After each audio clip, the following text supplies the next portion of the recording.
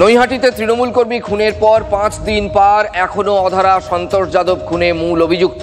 এর মধ্যেই সামনে এলো খুনের মুহূর্তের হাড় হিম করা আরও একটি ছবি।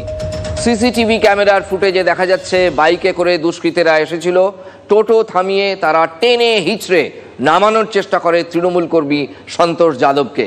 বিপদ বুঝে সন্তোষ পালানোর চেষ্টা করায় তাকে ধরে ফেলে বারবার তার মাথায় পাথর দিয়ে আঘাত করা হয়। পরে তৃণমূল কর্মীকে রক্তাক্ত অবস্থায় ফেলে রেখেই দুষ্কৃতীরা পালায় একেবারে দিনে দুপুরে।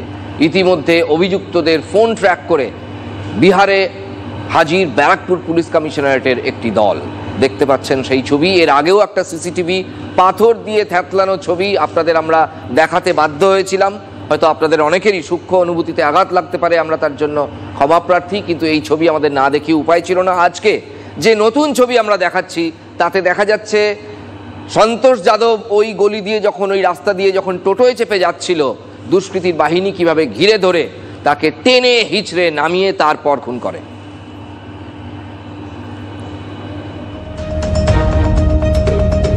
নৈহাটিতে তৃণমূল কর্মী খুনে পোস্টার রাজনীতি। নৈহাটির পর ভাটপাড়া, জগদ্দল, শ্যামনগরে অর্জুনের নামে পড়ল পোস্টার, অর্জুন সিং এর নামে পড়ল পোস্টার। অভিযুক্তরা যাতে ধরা পড়ে সেই জন্যই পোস্টার, দাবি তৃণমূলের।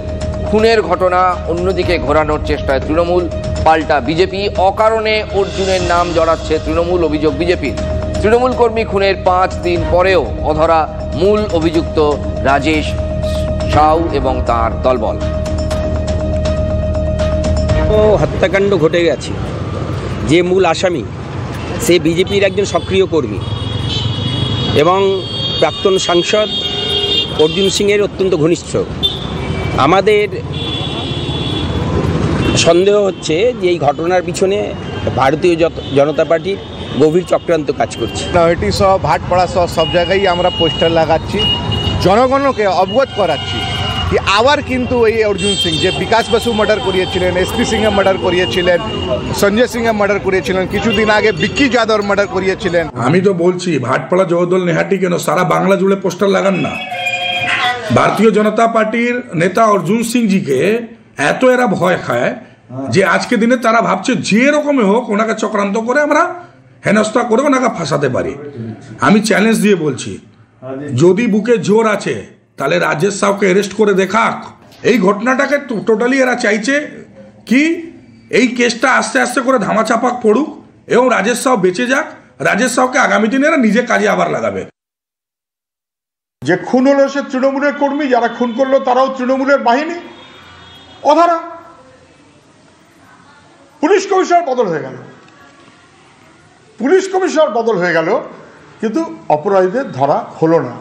অর্থাৎ অপরাধী খুনি যারা, তারা প্রশ্রয় পাচ্ছে রাজ্যের প্রশাসনের কাছে।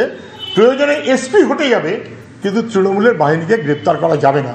তৃণমূলের মধ্যে থেকেই এই খুন, লুট, দুষ্কৃতি এই কাজের ব্যবস্থাপনা হচ্ছে।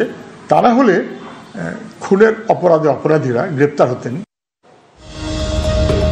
মালদহের মানিকচকের তৃণমূল বিধায়ক সাবিত্রী মিত্রকে প্রাণে মারার চেষ্টার অভিযোগ। অবশেষে গাড়ির খোঁজ পেল পুলিশ। গাড়ির মালিক